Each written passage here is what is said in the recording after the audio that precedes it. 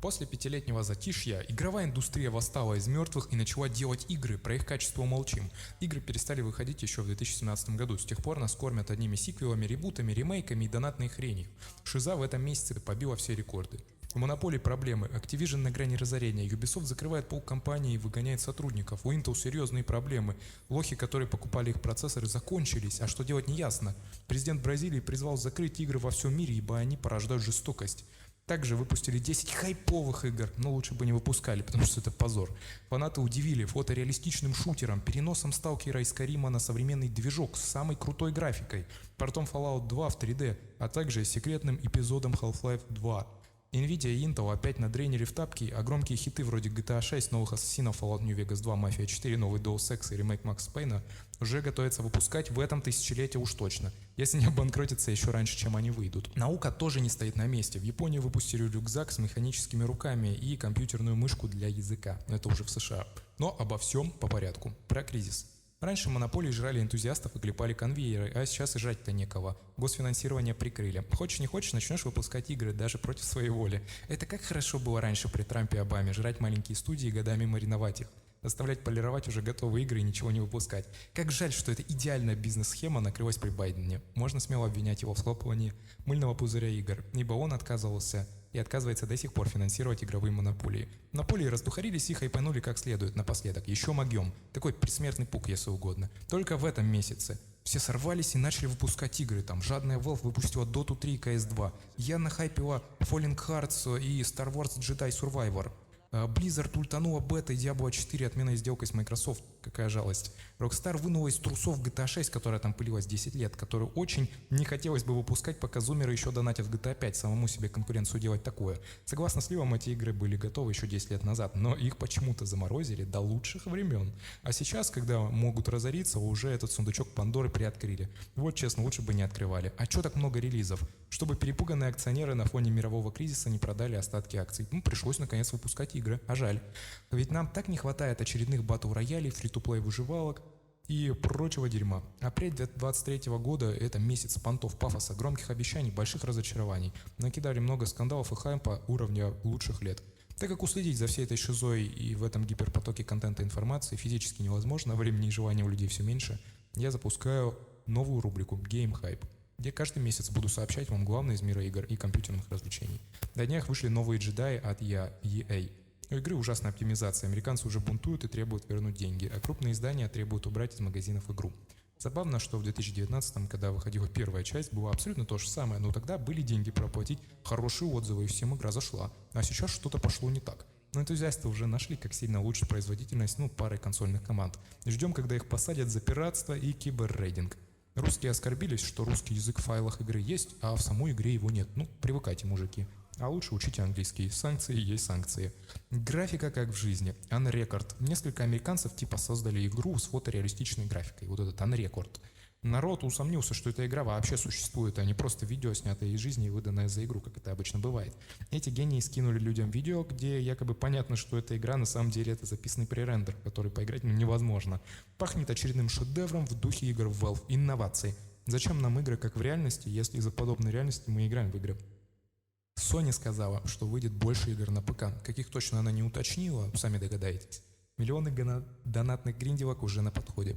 Бракованное обновление Steam. На каждое нововведение миллион багов. Это уже жизненный девиз и кредо Valve. Чем хуже, тем лучше. Как обычно, пару дней назад они обновили Steam. Но вот непонятно зачем. Более неудобного и глючного интерфейса еще надо поискать. Поздравляю, он стал еще хуже и полностью слизан с Xbox. За новые цветные квадратики с вас снимут еще гигабайт оперативки. Вы счастливы, геймеры? Зная темпы Volvo, они быстро все пофиксят, к концу этого года точно. А пока терпим. AMD искренне не понимают, почему их новые видеокарты с 16 гигабайтами видеопамяти всего за $500 никто не покупает.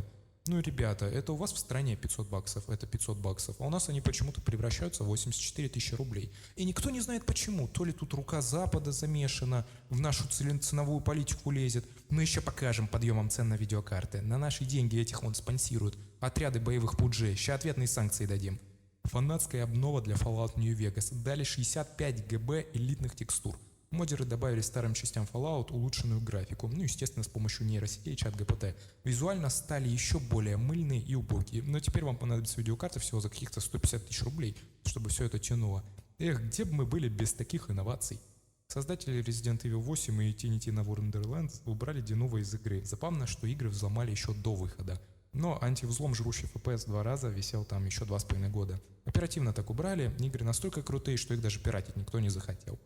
DLC для Horizon раскритиковали за навязывание ЛГБТ, при том, что Dota и CSGO делают то же самое кучу лет, это никого не волнует. Microsoft добавила в DirectX 12 эксклюзивную инновационную революционную функцию к доступу ко всей видеопамяти одновременно для процессора и видеокарты. Это значит, что скоро вам придется покупать новые процессоры и видеокарты. Ай да Microsoft, всех обхитрили, чтобы все пересаживались на их консоли. Была такая зумерская игра Warlander, она жестко баговала. Фанаты рассказывали, как это исправить и поднять FPS. Оценили советы 3000 людей, и комментарий в Steam с этими советами Valve проявила свою дружелюбность и забанила их аккаунты. Ай да Valve, и тут всех обошли. Официальное объяснение, что это, конечно, экстремизм и игровое пиратство, сделать игру лучше вам никто не разрешает, жрите, что дают. После крупного скандала аккаунты разбанили, но осадок никто не возместил. Типичная Valve. Ответные санкции слыхали? Наш ответ на американские санкции оказались жесткими. Выискались группы псевдоэнтузиастов, которые делают фанатские озвучки премиум-класса.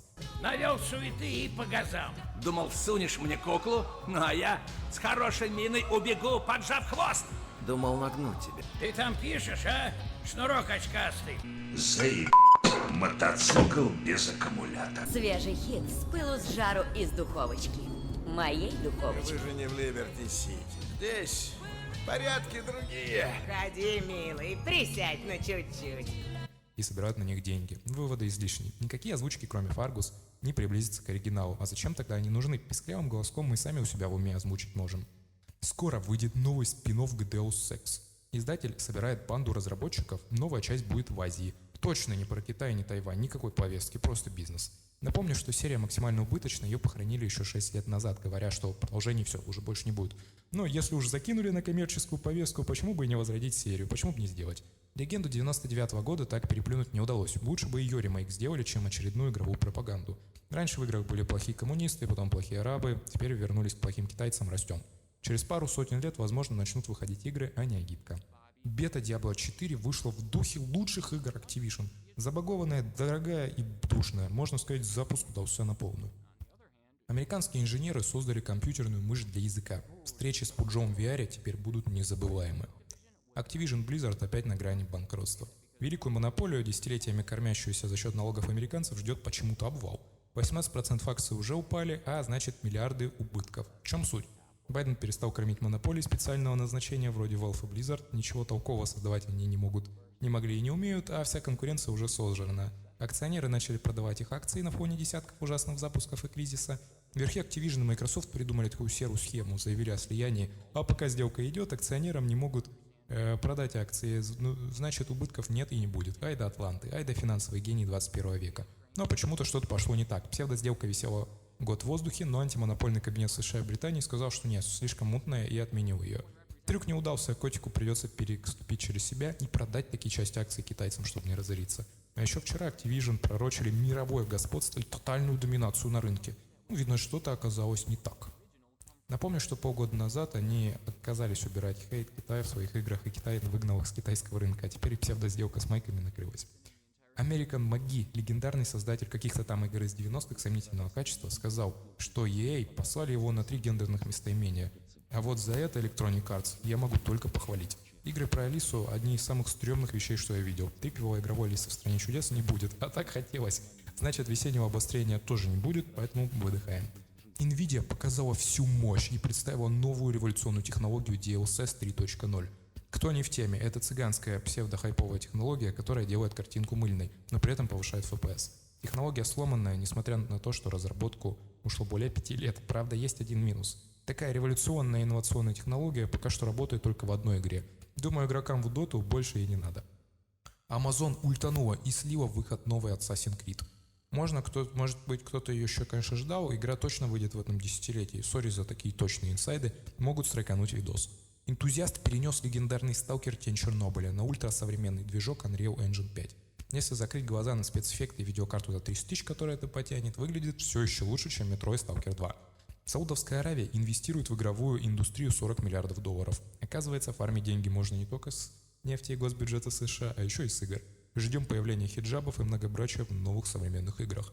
Мало кто знал, но главного героя Dota 2 зовут вовсе не Пудж, а Амар Селим Хасан Абдуллахан Мерде Баркави. Все к черту. Сиквел Киберпанк 2077 уже готов и на стадии полировки. Обещают годноту. Как хорошо, что мы живем во время, когда за пару дней можно склепать кривое DLC и выдать его за новую игру по полному ценнику. Ай да поляки, ай да молодцы. Ради этого определенно стоило выкидывать всех основателей отцов студии.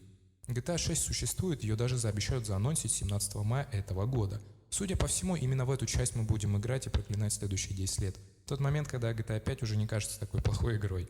Ремейк Resident Evil 4 вышел, и хрен бы с ним. Недавно все по канону, очень вторичный, проходной, то есть сохранили главные черты оригинала. Успеха и продажи уровня ремейка двойки почему-то не получились, можно о них только мечтать, но ремейк пятерки уже в разработке, акции Capcom бьют все рекорды. Единственные разрабы в Японии, которые умеют делать игры, после From Software, конечно. Модер добавил Skyrim возможность ловить глюки от запретной выпивки. Ждем, когда их запретят за пропаганду запрещенных веществ в скрепной сверхдержаве. Особенно актуально на фоне запрета вейпа для детей. Вот тут и кайфанете, говорит мододел. Bethesda заикнулась о продолжении легендарной Fallout New Vegas. А чё так рано, пацаны? Мы бы еще 15 лет поджали. Подождали, пока вы Starfield клепаете. А чё? Нам не лишнее. Продолжение не ждите, будет коротенький спин-офф для TES Online, судя по сливам. По качеству игр Bethesda видно последних лет, что фанатам большего и не надо.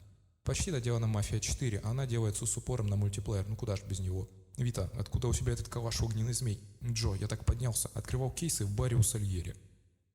Продюсер Варкрафта обвинил Blizzard в потере талантливых разработчиков. Ну расизм какой-то, очевидно. Разве геи и наркоманы по определению не гении? Это что, угнетение какое-то? Ну отмените его. Давайте в его прошлом сейчас начнем копаться. По-любому всех небинарных сотрудниц Blizzard облапал этот чувак. Энтузиаст переносит Fallout из 2D в 3D. Выглядит, конечно, недурно. К концу 2030-х, возможно, даже в это удастся поиграть. Не дай бог, конечно. Если Bethesda не посадит талантливого паренька за наглое воровство никому не нужной игры 30-летней давности. Как известно, это особо тяжкое преступление в 21 веке. Когда почувствуете себя никому не нужными, вспомните, что Crytek сейчас делает Crysis 4. Мне лично и первого хватило. Одна из самых пустых и бездарных игр с деревянной стрельбой уровня блокады онлайн. Remedy флексят ремейками Макса Пейна. Правда, вся игра только у них в голове. Фоток и трейлеров, скриншотов до сих пор нет. Тот момент, когда хочется понтануться, но при этом ничего не показывать и избежать насмешек. Президент Бразилии назвал все игры дерьмом и обвинил их в чрезмерной жестокости. Опять у деда контра лагает. Можно только посочувствовать. Если весь день сливать катки в доте, можно и не такое говорить. Ну а вообще игры — отражение мысли элиты, агитка, которую нам насильно навязывают под видом развлечений. Какая повестка в мире, такие игры. Хотите иначе, финансируйте творческих людей, а не фиктивных менеджеров, но не запрещайте игры. Фанат Half-Life психанул, что обещанный третий эпизод так и не вышел, и сделал его сам. Выглядит намного лучше, чем поделки от Valve. Valve уже составляет судебный иск с претензиями к автору, так как третий эпизод могут не выпускать только они. Бедный паренек. Страшно представить, что его ждет. From Software долбанулась и делает DLC для Elden Ring, про который уже, слава богу, все забыли. Размера больше, чем все современные игры. Может, кто-нибудь скажет им, что в наше время за упорную работу и большие размеры не приплачивают. Ubisoft. Денег стало настолько мало, что большая часть отделений по всему миру будет закрыта. Проблем на самом деле нет. Кто бы мог подумать, что будут какие-то проблемы, если делать не игры, а конвейерные пустышки. Надеюсь, права на Far Cry попадут к Remedy, и они покажут нам долгожданный Far Cry в России. Ради этого и живем. E3 опять отменили, так как в мире есть угроза пострашнее карантина. Ну, Китай и Россия, конечно. Типа Electronic Arts показали всем свой протест. На самом деле предприятие настолько убыточное и дорогое, что последние годы перестало вообще окупаться. Предлагаю компромисс верхам EA. Переносите этот пустячковый междусобойчик из дорогого Лос-Анджелеса в еще более дорогой, но при этом и статусный Усть-Колымск в России. Там аудитория больше и побогаче будет, и все пойдут на это посмотреть, потому что смотреть-то, в общем, не на что. У Intel колоссальные убытки. Можно только порадоваться, что с каждым годом все больше умных людей покупает AMD. Значит, человечество не обречено. На этом все. Пишите свое мнение. В следующий раз встретимся 31 мая и обсудим кучу контента, который нас выльют на май. А май обещает быть еще жарче. Подписывайтесь, чтобы не пропустить следующий выпуск. И играйте в хорошие игры 90-х, а не тратьте время на этот пустой коммерческий проходняк. Всех благ и с началом майских праздников.